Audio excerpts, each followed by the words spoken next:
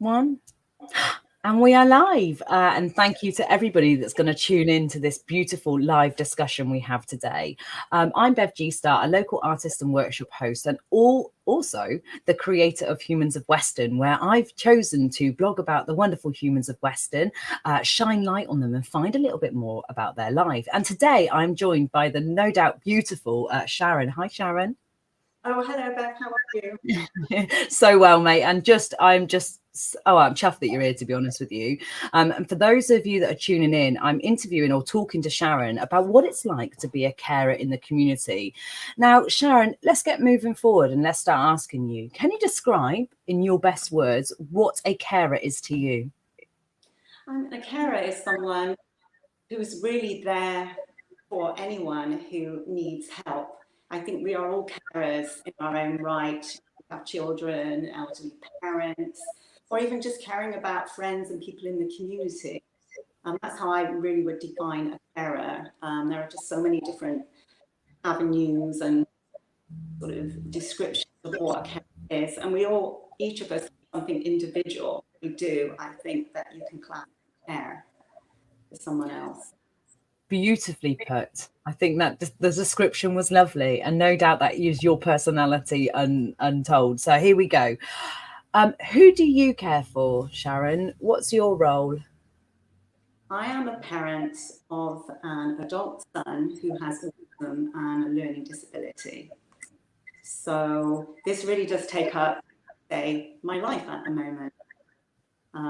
As I'm getting older, it is becoming just more challenging, just worrying really about the future, anxiety that who's going to provide care for him when I'm not here anymore, when my husband's not here anymore.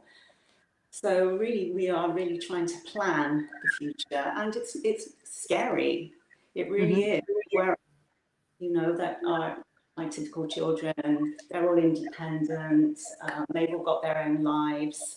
But for Tom, my son, it will always be difficult for him, and I will have to really others take over my role. Yeah, of course. And again, just thank you for taking the time thank you for taking your time out of your busy schedule and no doubt your high demand life to just spend some time with us, kind of allowing us to see how life is for you. For those of you that are watching, please do leave your comments and questions, and we're going to be reading some of those out shortly. But Sharon, meanwhile, can you describe a kind of day in the life of you? A day in the life of me sometimes can start quite early. Here's an example. This morning, about 4 o'clock in the morning, I'm sort of shaken. Well, I'm woken up suddenly, and my son looked quite frantic that he needs something immediately. So I was just in bed, running to his room. And really it is, he's decided he wants to put the computer on at that time of the morning. And it's he's in trouble with the internet. So it really is, I'm awake, calming him down, telling him it's not time to the computer, time to go back to bed, you can turn it on a bit later. So that was an early start for me this morning. We go from where his care, I help him shower, we help him shave, prepare his breakfast, help him get dressed. He can dress himself, but helping him choose suitable clothes for the weather and the day. And then, after that, he will chill for a little while on his computer. Then we have to think about what we're going to do, how we're going to entertain him, what can I do with him, does he have anything booked today? We have a support agency that he got on board, and just a few hours a week, but that sort of is my respite time, and it's getting him to be late and go out and spend time with other people. But sometimes something happens, the carer is called out sick, the agency doesn't have any cover, and that did actually happen earlier this week. Plans I made just couldn't happen. I took him to the activity he was supposed to be going to, so that happens a lot, where I support him at different things. But with the agency on board now, it's getting a little better, and the people who work there are absolutely wonderful. They're all carers. And I'm really grateful for the people that do give us some support. Yeah. So you talked about obviously not being able to make plans, and obviously things change at the last minute. I'm sure over the years you've learned to be extremely fluid and just be like, no, that's not realistic, that we can't meet that deadline or achievement or date or whatever. But what other barriers do you face as a carer? Like what the hardships that you come up against? I think it's just finding information, having a really good information point. We have a social worker who actually at the moment is active, and there's no replacement. It's just a duty social worker if we have a problem. Mm-hmm. I think it's just having a one-stop place that carers can go and just get all the information you need, and have someone to sort of say, this is the plan, this is how we're going to do it. Yeah. Step to step how to get there, really. Like respite are really hard to come by, and I think it's the age group. For children, there's a lot more. Mm-hmm. And most local authorities, including North Somerset, have what's called the local offer, where that it's up to age 25 if you want college places and all this, but it ends at 25. So 26 is, I consider a young adult. He needs to be doing a lot of fun things and cool things that young people do. And it's really hard to find stuff that with funding, I think there just aren't places, there aren't enough places for the amount of people coming through the system. Wow, mate, that's in depth as well. Because I'm instantly in myself as a human, I'm like, what can I do to help you know what I mean? Like, what can I do to sort of help for the future? So thank you for getting my brain ticking as well, because no doubt in the future, I'll come across somebody that wants to help and can create something. So I'll definitely send them your, whatever. But who has supported you? Where do you get support from, if in different places at the moment? Okay, well, at home, I have a husband. He's working all day, but obviously when he's not working, he's support too. The social worker with North Somerset has been great. Unfortunately, she's out at the moment, but she was very good, and she's trying to get a few things started. I mean, really, I researched things, found things, and then went back to her, and she would try to get some funding for it. So pretty much that's how it worked. I'd say the agency I'm using at the moment are very good. I know they have problems with staffing. They're trying really, really hard. And they are really, really good with my son, and very patient and very understanding. So that is a great support. And I would say the Alliance Carers as a support group, I've recently joined, and I absolutely loved it. I've been out for a walk, and we've had chats online, put me in touch with people. They can help you with benefits, navigating the benefit system for the person you care for. It's good to have somebody out there do and reassures you that it's not bad. This is what you need to do. Because it's just anxiety. I think I get anxiety. I worry about everything. And sometimes it can be overwhelming, and then it helps if you can talk to someone, and it brings you back a bit, makes you feel Of course. I have this story that I tell people about anxiety. It's kind of, anxiety is fear and worry, and then in our heads what it does, it just runs away and it tries to sort of like kind of find an action plan for the future, but your anxiety will keep ticking over if you haven't quite got an action plan. So what I mean. So what would probably help you is somewhere where you can find, all, like you said, all this information to help you plan that future and get off well. So bravo. We have a comment here from Amy Walsh, and she says, she really admires you, Sharon. Thank you for sharing with us all. Now, that's beautiful, isn't it? That is lovely. Thank you very much. That's very kind. And no doubt you are admired by a lot of people. Do you feel that? I do feel it. And friends do say, I don't know how you do it. And I have other people who are caring. People say, I don't know how you do it. And you sort of don't have any choice. But they say, thank goodness you're doing what you're doing for your son. And I mean, of course, I love him, and I'm going to do whatever it takes to make sure safe, to make sure he's cared for. But really the worry, as I said, is when I can't do that anymore. So I'm just really hoping that, the future will be good. And I do feel a bit more positive when I talk to other parents who are there. They've managed it. They've got their young adults, their adults in somewhere where they're really doing well. And then I've spoken to others who are still struggling and not working. So it's going to be ups and downs. But yeah, I do have, people around me who do give me that sort of just lift up a bit now and then. Of course. I think you need it. And I think you need to tell people, especially like yourself, Sharon, you need to hear that you're inspiring. I mean, you're inspiring me just sat there talking, I'm like, how do I be more like Sharon? You're strong, you're just so beautiful, and it just radiates from you. And your son Tom must be so lucky to have such a loving mum that would even think about his future so finely. So congratulations, you win the award today for being the finest human. So bravo for that. So Alliance Home at the minute have a kind of Alliance Homes Carers Week. It's a heart campaign where we as humans of the community have been encouraged to cut out hearts, colour them in and stick them to our window. Have you seen many? Have you been looking for them? I've been looking. I haven't really been out. Cool.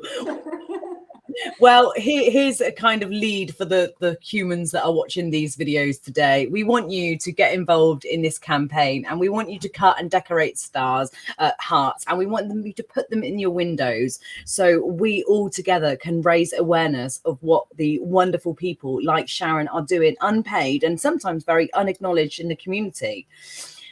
Let me ask you, Sharon, what else would help you? I know that you talked about sport, but what can we do as a community to be more aware of you and help you and people like you? Is that all right? Is that a question? Well, the first thing that always comes to me is like awareness of disability, because the easier it is when we go out, for acceptance of my son's disability, the easier it is for me than having to explain to people who don't understand. I think people being more accommodating, really just in general, more education. I think more education in schools to children about living with people with disabilities and sort of how to care for others and be aware of others. I think if everybody has that mindset, it would certainly be a better place for everyone. Magically put, mate, and I am totally on board with that, because I am joining the campaign to make more awareness and get people more educated about the fact that there are so many people in our community like you, Sharon, that maybe could do with sometimes that little bit of an acknowledgement or direction or a signpost or an organisation that's out there to step in ready to help. And I know, like we've said before, we are all about praising Alliance Homes and what they do for you guys and how they've directed you here today, but there are other things out there that you can just deal with or need, or I don't know, absorb. I'm just talking, but I'm going to go over to a comment here at the side, and it says from beautiful Laura Hayes, and she said, so amazing, thank you for telling us your story. And I think that is a kind of part of your awareness. What you're trying to raise is your story is going to help somebody else's. Your path and the kind of the steps that you're taking, just like you speak to those other parents and those other carers, is gonna help someone else. So not everything is in vain. Stephen goes on to say, great interview, thank you for sharing your story, Sharon, such an inspirational message. I hope someone is listening who can sort out the access and information you and other carers need. That's nice. We all appreciate Stephen's comments there. Absolutely. And then Georgia goes on, and so the comments are coming in and people are just praising you. You are wonderful, Sharon, always taking the time to help others when things like this, recently with the carers on the carers forums. So lovely to hear your story and so many useful ideas of how we can support each other better. Yes, really, exactly. Yeah, it's beautiful. And no doubt you give so much, and your whole entire family as a unit are just obviously so lucky to be together. Do you get much time for yourself? I'm not at the moment. In fact, up until last June, I was working full time. Okay. Been living in the US for a while, and had moved back. And I was working full time, and my son was getting a lot of really good day services. The reason coming back, of course, is because I have to really think about being close to family for future support when I'm too old to actually provide his care. And since I'm back, I can't work because pretty much I'm Tom's main carer and I'm trying to get more services.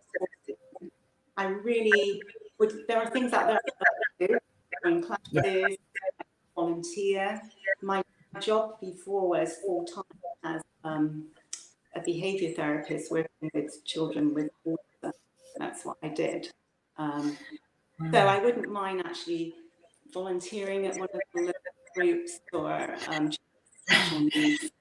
Or And doing I it. asked, yeah. And I asked, like, do you make time for yourself? And you're like, well, I'm thinking about volunteering, to help other Exactly. people. I love I it. mean, you were just a whole of giving, a Yeah. wholesome human, beautiful. And there's a phrase that you find yourself in the service of others. And I'm so pleased you found yourself to be such a sustainably beautiful, giving human. But I just want to make sure that, you get your time. I don't know, get your nails painted. Who knows? I don't know what girls do on the outside when they're not giving. A hair appointment and actually get it and just meet up with friends and going for a coffee and things like that, but maybe just doing some sporting activities or art, anything like that. Well, Relaxing.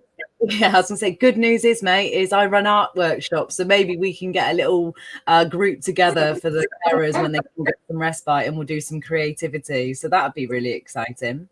Yeah.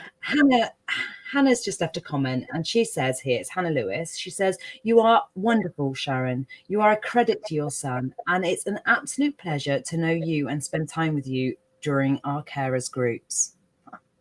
Oh, well, thank you so much. I really enjoy with the carers groups. One's a great support for me, and I like that sort of end up supporting each other really when we have chats. Yeah. Because although your stories are no doubt similar and your experience is no doubt similar to each other, you're all on different parts of the journey. So you can all kind of play back and play forward that information, just like you said, signpost, oh, go to this organization, they can help you with that, go to here. And we need more of that. So for those people that are listening today, how can you help? How can you help this cause? What can you do in your community to make the lives of Sharon and others like Sharon and the people that she cares for a better place? Start thinking, guys, and think deep, because there's somebody out there that needs a purpose to an organization. And I think there's going to be someone listening eventually. So, Sharon, is there anything that you'd like to express? Any last words, wises of wisdom, or encouragement for other people who are in a similar situation to yourself? I think it's just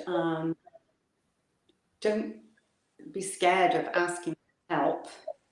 Don't be scared of looking for support or getting on the phone to your local authority.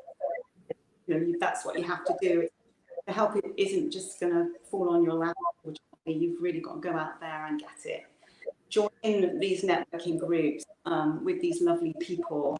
A lot of them have had a lot of experience in sort of supporting people, counselling people.